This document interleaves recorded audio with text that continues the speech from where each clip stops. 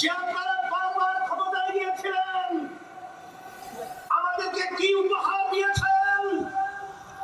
নতুন ভাবে পুরান বউ, নতুন শাড়িতে। আর আমাদেরকে ধোঁকা দিতে পারবেন না। ধোঁকা দেওয়ার দিন শেষ। ইসলামের বাংলাদেশ এই সংখ্যার জন্য আজ কথা আমরা বুঝতে পেরেছি। সেজন্য আমি বলবো, রংপুর আমি প্রতি বছরই আসি। আমি দেখেছি রংপুরের মানুষ, তারা কিন্তু অত্যন্ত সরল মনা। রংপুরের মানুষ যারা উপস্থিত হয়েছেন, যারা শুনছেন, ইসলাম দেশ প্রেমিক আমার ভাইরা, রাজনীতি করার মূল লক্ষ্য উদ্দেশ্য হলো ইসলাম দেশ মানবতার কল্যাণের জন্য। আমরা রাজনীতি করি শুধু নিজে ব্যক্তি এবং দলের স্বার্থ উদ্ধারের জন্য নয়।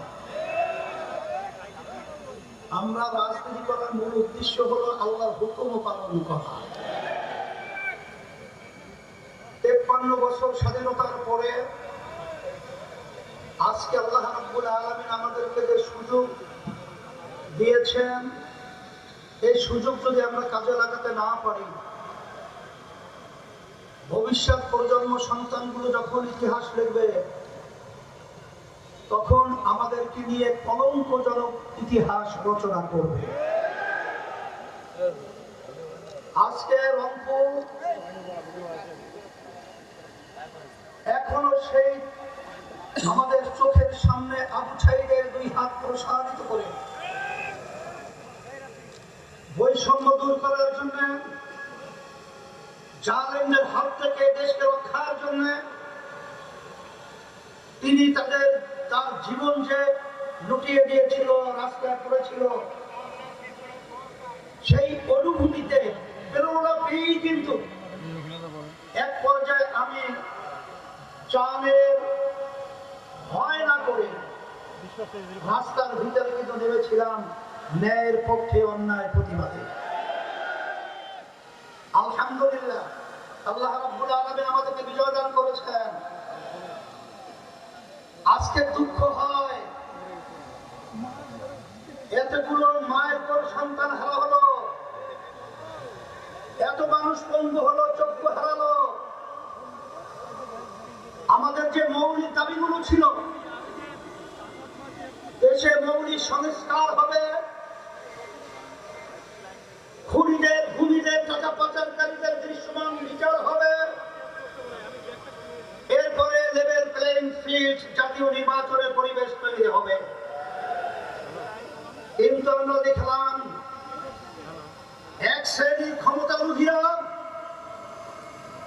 সংস্কার এবং দৃশ্যমান বিচারকে গুরুত্ব না দিয়ে ক্ষমতায় যাওয়ার জন্য শুধু পাগল নয়, ডবল পাগল হয়ে গেছে। আমি সকলকে বলতে চাই, আজকে হাজার হাজার হাফেজ আলেম ছাত্র, ছোট মায়ের কোলের সন্তান এবং ছাত্র জনতাদের জীবন দিয়েছিল শুধুমাত্র কি একজনকে নামিয়ে আরেকজনকে ক্ষমতা পাঠাবার জন্য? এই দেশকে ফ্যাসিবাদ মুক্ত করার জন্য, খুনিদের হাত থেকে দেশকে রক্ষার জন্য, এবং আমাদের দেশে বসে যারা বিদেশিদের দাবিদার আমাদেরকে গোলামের জিঞ্জির পরিয়েছে, তাদেরকে উৎখাত করে স্বাধীনভাবে আমাদের দেশকে মাথা উঁচু করে দাঁড়াবার জন্য এরা জীবন দিয়েছিল। আজকে তারা যদি বসতে ব্যর্থ হয়, আমরা তাদেরকে পরিষ্কার ভাবে এই সমাবেশের মাধ্যমে আমরা বলতে চাই, আপনারা মনে করেছিলেন অন্টুর ক্ষমতা যাবেন, সেদিন সে সময় ভুলে যান। আজকে বাংলাদেশ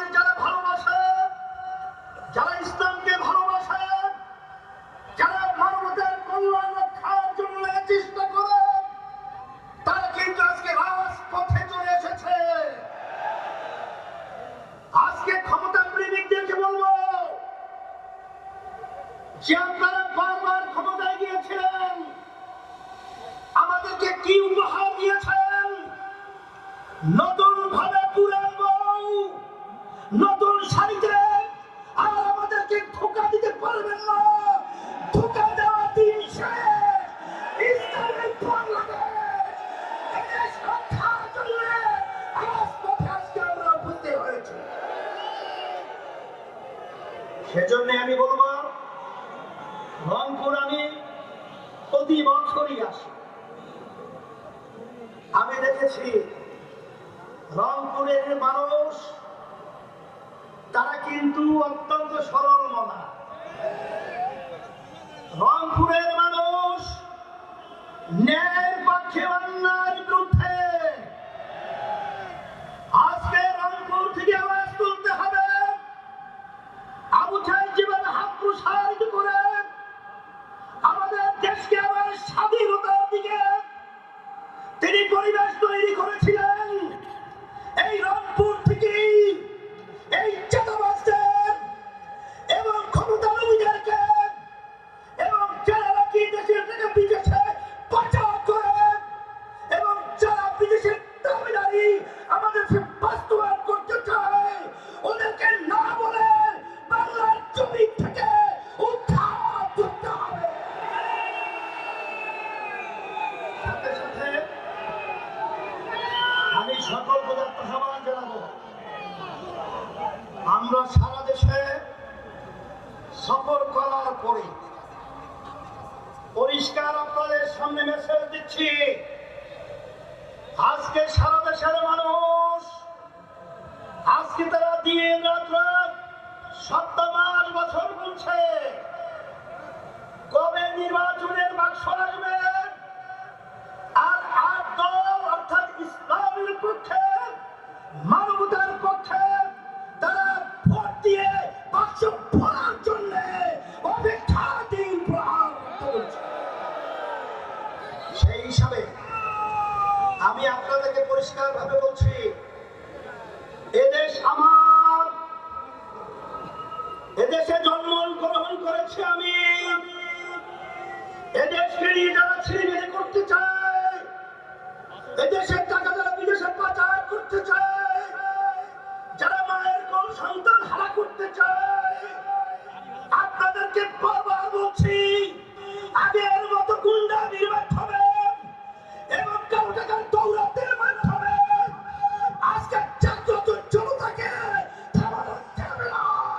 তোমাদেরকে উদ্ধার করবে এবং আল্লাহর রহমতে ইসলাম বিজয় হবে। আজকে আপনারা যেভাবে স্বতঃস্ফূর্তভাবে আপনার উপস্থিতির মাধ্যমে আজকে জনসভাকে সাফল্যমণ্ডিত করেছেন, আয়োজক সহ যারা সহযোগিতায় রয়েছেন সকলকে ধন্যবাদ জানাচ্ছি।